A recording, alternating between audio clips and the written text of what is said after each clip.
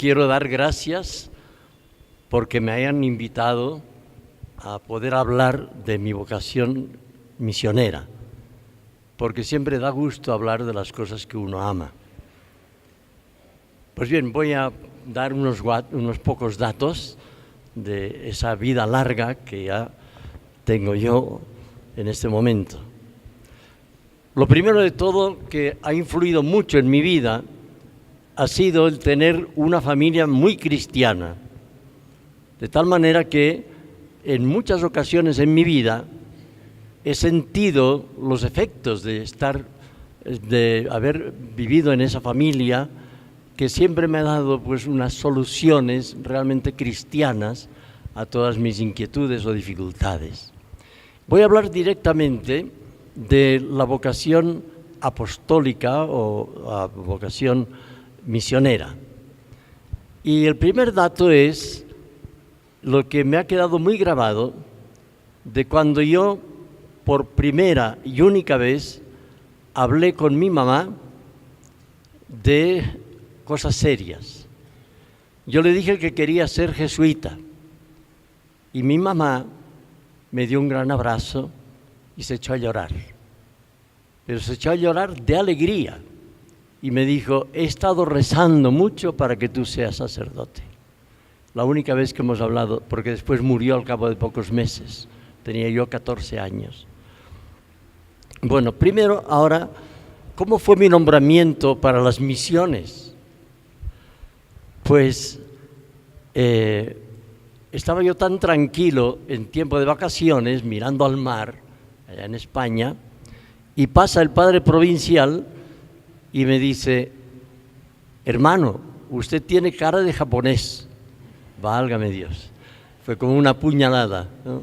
Estuve una noche sin dormir y al día siguiente le dije: estoy dispuesto a ir al Japón. Dice: pues mira, este año no te nombro porque ya está lleno el cupo. Éramos tantos que no sabían dónde mandarnos. Pero el año que viene vas a ser el primero de la lista, de modo que prepárate. Yo estuve leyendo todo el año sobre los japoneses, no me hacía mucha gracia, ¿no?, el ir al Japón. Y entonces cuando pasó la visita a la casa donde yo estaba, que entonces era el noviciado, juniorado, donde yo estaba, como llamamos, maestrillo, pues yo le digo: bueno, ¿qué hay del Japón? Y me dice: es verdad, me había olvidado, pero es lo mismo ir al Paraguay. Bueno, otra vez una noche sin dormir, y al día siguiente le digo: estoy dispuesto a ir al Paraguay. Dice: pues quedas nombrado para ir al Paraguay. Dentro de 3 meses se va el barco en el que tienen que ir hasta Buenos Aires y desde allí ir al Paraguay. Y así fue, pues, o sea que fue la primera cosa inesperada. Y desde entonces he visto que mi Dios es un Dios sorprendente. Para todos lo es, ¿no?, pero para mí lo ha sido de una manera muy especial. Bueno, pues salimos de Barcelona en barco. Yo recuerdo lo que me dolió ese momento, porque fue además muy alargado. Estuvimos como 20 años moviendo los pañuelos y despidiéndonos, ¿no? Y yo tenía la seguridad de que ya no volvería nunca más a España, porque esto era lo normal en aquel momento. Pero he ido muchas veces, ¿no?, y por los trabajos que he tenido. Bueno, pues fui al Paraguay, estuvimos estudiando el guaraní, y cuando ya sabía el guaraní, entonces me destinaron a Bolivia, como hacen los jesuitas, ¿no? Pues ahora que, por cierto, el guaraní que yo hablaba era demasiado fino, porque yo estaba enseñando catecismo a los niños en guaraní y un niño me dice: padrecito, háblanos en castellano que te vamos a entender mejor. Bueno, pues entonces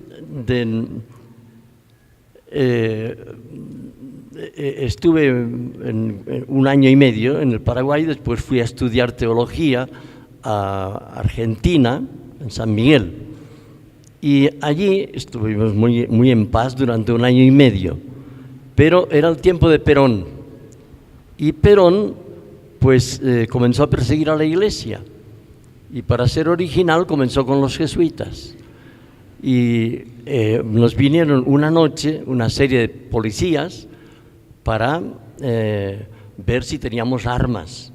Recorrieron todas las habitaciones, todo lo imaginable. Y bueno, y al final pues vieron que no había nada. Y el padre rector les dijo, bueno, ¿podemos hacer algo más? Dice, no, no, padre, no se preocupe, todo ha ido muy bien, no va a pasar nada. Bueno, al día siguiente aparecen en los periódicos de Buenos Aires, todos los periódicos, una fotografía con un montón de armas que decían que la habían encontrado en la huerta de los jesuitas de San Miguel. Entonces ya vimos que esto era pues un comienzo de persecución. Todos los argentinos fueron a esconderse por donde pudieron, y los extranjeros, vino el provincial de Uruguay, se llevó a los uruguayos, otro de Chile se llevó a los chilenos, y nosotros, que pertenecíamos a Bolivia y Paraguay, éramos 4, pues no podíamos comunicarnos con nuestro provincial y tuvimos que determinar nosotros qué hacíamos. Y nos decidimos a volver a España para poder hacer bien la teología. Nos habían cortado a mitad del curso. Bueno, entonces nos fuimos a España, terminé la teología en San Cugat, después me fui a hacer la tercera aprobación que llamamos para preparación de los votos últimos, y finalmente me fui a Roma para dedicarme a estudiar teología espiritual. Bueno, y llegó el momento de volver a América, después de terminados todos los estudios. Y pues yo estaba destinado al Paraguay. Pero me escribe el provincial y me dice, no, usted no va a ir al Paraguay, va a ir a Bolivia. ¿Cómo? Pues sí. Quedas destinado a ir a Bolivia. Bueno, entonces no podíamos comunicarnos con Bolivia, con nadie, y al cabo de 2 meses recibo una carta de mis compañeros del Paraguay y me dice, decididamente vienes al Paraguay, lo ha dicho el padre general. Y entonces yo le pregunto al provincial, digo, ahora me dicen que voy al Paraguay. Y dice, sí, es verdad que lo ha dicho el general, pero no hagas caso, porque yo voy a hablar con él. Bueno, entonces, pues, otra vez a prepararme para el Paraguay. Bueno, y al final, para ir a Bolivia. Pero al cabo de 2 meses, recibo una carta de los compañeros del Paraguay diciendo esto, que tenía que volver al Paraguay. Bueno, y al final, pues destinado ya a Bolivia. Pero cuando iba a salir ya hacia Bolivia, al día siguiente teníamos que mandar las maletas al barco, pues me dice el provincial de Barcelona, que estaba entonces allí, me dice, no, usted no va a ir al Paraguay ni a Bolivia, sino que se va a quedar aquí. ¿Cómo? Pues sí, porque resulta que el maestro de novicios ya es bastante viejo, y como tú has estudiado teología espiritual, te vas a quedar aquí de maestro de novicios. Entonces le escribo otra vez al provincial de Bolivia y me dice, no, tú te vienes al Paraguay. Y él, el provincial de España, me dijo que el que había determinado esto era el provincial de España, que me quedase yo allí. Pero digo, bueno, y yo mañana tengo que mandar las maletas ya para ir a Bolivia. ¿Y qué hago? Y entonces dice, mira, voy a llamarle porque está en Roma haciendo ejercicios espirituales. Le llamó y le dijo que se vaya a Bolivia, que se vaya a Bolivia. Bueno, entonces así volví a América.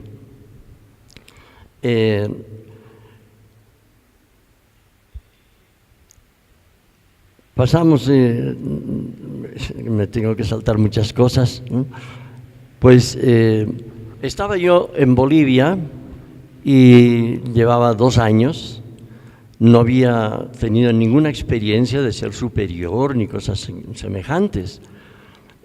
Solamente lo había sido ahí en Sucre durante 1 año y medio, estaba de rector del colegio, y viene el provincial y me dice que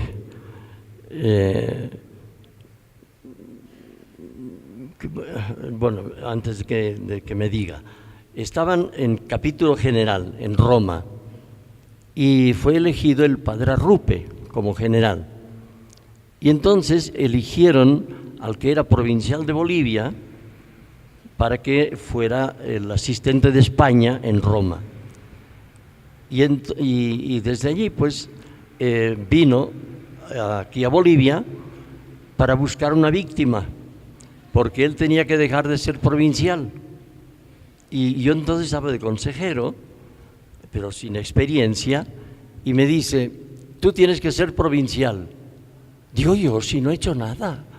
Y dice, tienes que aceptar. Digo, por favor, esto es una cosa muy seria, déjemelo pensar. Era una provincia de 213 jesuitas, yo sin ninguna experiencia. Y bueno, y me dice, no hay tiempo para pensar. Y vamos al comedor y me leen la patente de provincial de Bolivia. Y esto en 1/4 de hora, todo. Ya se pueden imaginar, pues, lo asustado que yo estaba. Después,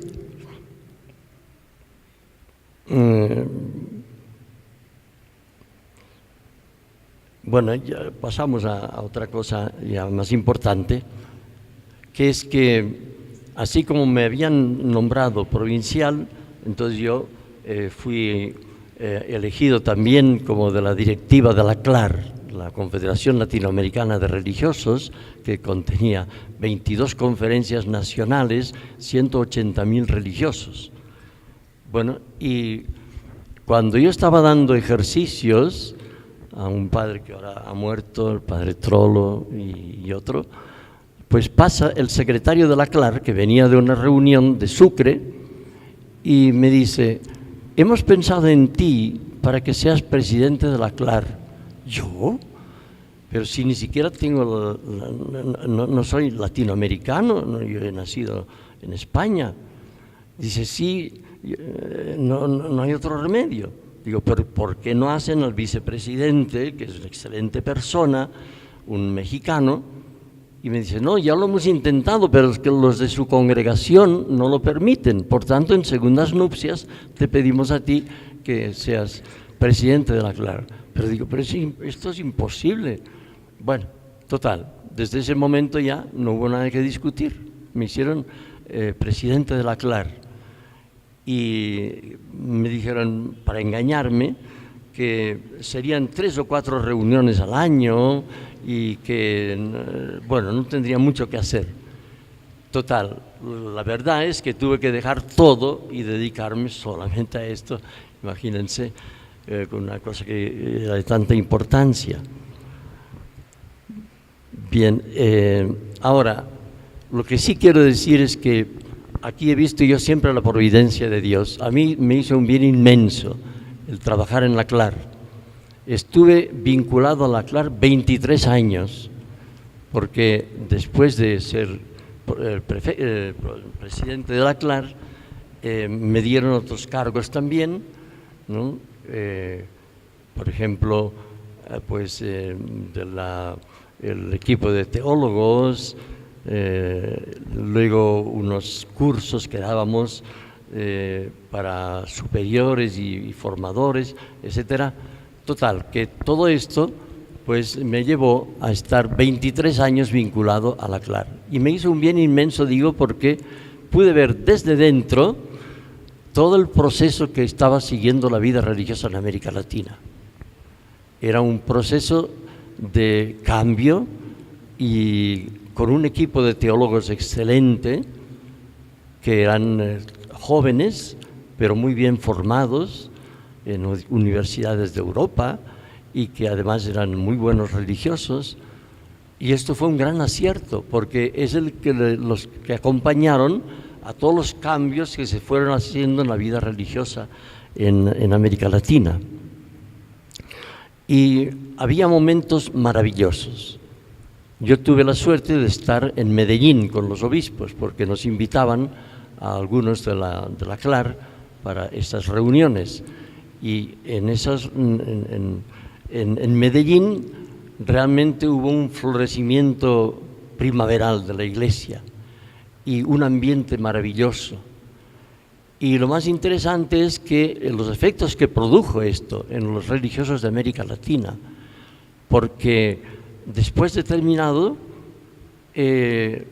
muchos religiosos y sobre todo religiosas asumieron la opción por los pobres, pero yendo a vivir con ellos. Fue una cosa realmente que no se podía esperar, ¿no? Y desde ese momento ya cambió incluso toda la orientación de lo que se estaba haciendo en la CLAR.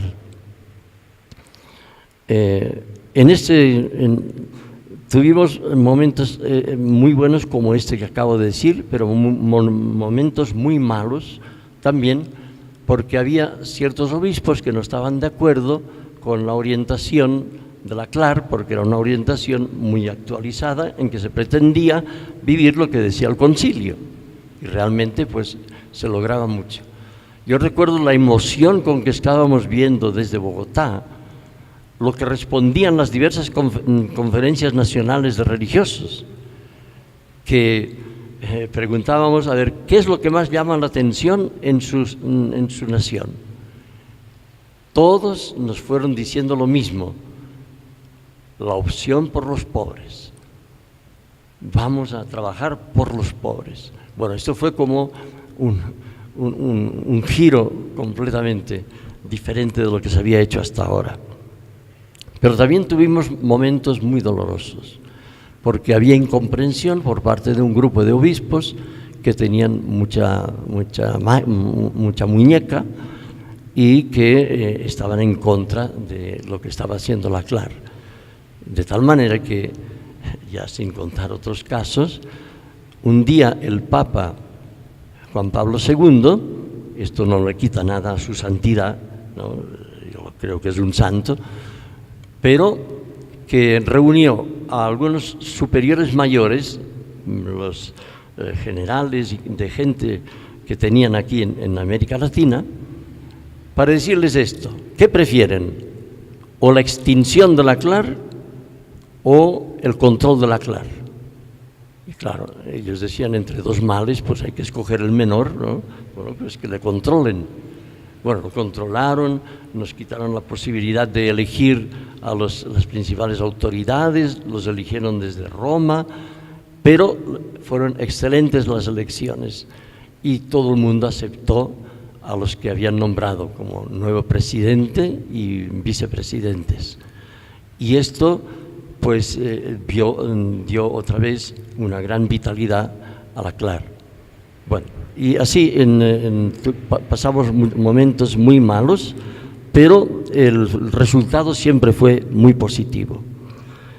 Bueno, otro momento de mi vida, yo había terminado ya con ese cargo y estaba haciendo un reciclaje en teología, porque la mía era un poco incompleta, y estaba yo en Río de Janeiro, y pasa el provincial de Bolivia por el aeropuerto y me dice: mira, hemos pensado en ti para que seas maestro de novicios. Digo, no hay problema, porque he hablado yo con el maestro actual y hemos quedado que le voy a suplir 2 meses para que descanse. Y dice: no, será un poco más. Digo, ¿cuánto tiempo sería? Dice: 1 año. Digo, ¿y tanto tiene que descansar? Y me dice: sí, pues ya veremos, quién sabe, ¿no? Otros 6 años. De modo que en cada uno de estos cargos he estado 6 años. Bueno, pues, y terminé con operación de úlceras. Bueno, pero al mismo tiempo que tenía esto, me dedicaba mucho a espiritualidad. a dar ejercicios de un mes, a veces en un año daba 3 o 4 meses de ejercicios por esos mundos de Dios, sí, y también de 8 días. Bueno, y esto es lo que a mí me ha llenado siempre más, porque era mi vocación. Sí. Bueno, pues en este trabajo yo me he sentido muy feliz todo el tiempo y sigo pues haciendo lo mismo que he hecho siempre. Ahora, por ejemplo, dentro de 3 días voy a empezar el mes de ejercicios por 32ª vez en años seguidos. Y yo me siento realmente muy privilegiado por haber podido trabajar en esto. Eso también me ha llevado pues a visitar bastante toda América Latina. La he recorrido varias veces, sobre todo porque asistía a las asambleas nacionales, pero también a capítulos generales y a trabajos apostólicos de este tipo. Bueno, y me he sentido pues muy privilegiado y nunca he tenido, gracias a Dios, ninguna crisis vocacional, no se me había ocurrido. Ahora he cumplido 91 años, hace 3 días. Bueno.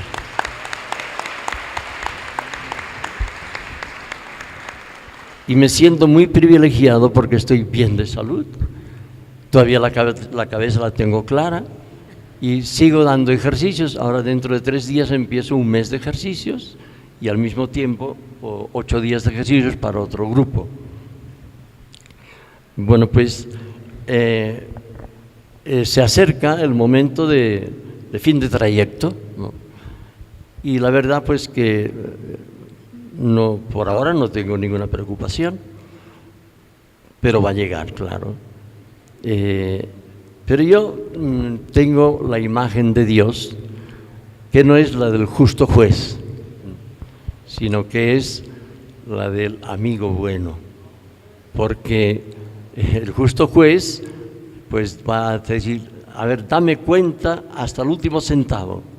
Esto no lo va a hacer conmigo ni con nadie de nosotros, y con nadie lo hace, ni siquiera con grandes pecadores, ¿no? Sino que me dirá, Carlos, te he estado esperando mucho tiempo, entra en el gozo de tu Señor, después de darme también un tirón de orejas, ¿no?